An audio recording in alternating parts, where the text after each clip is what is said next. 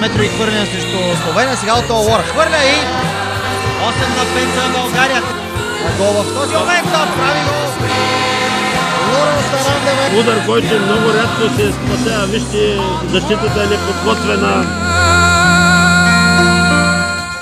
Лора Сарандева може да вкара и го прави. Браво на Лора Сарандева. Страхотна комбинация. Йосипова към Сарандева. И Лора Сарандева може да вкара и го прави. Браво на Лора. В този момент 12-15 и пети гол за Сарандева. Лора Сарандева. Страхотна комбинация. Йосипова към Сарандева и шести гол на Лора. Трябваше да бъде отсъдено девятка. Съдиите обаче, това, което си говорихме за авантажа, оставиха. Лора бележи нов гол.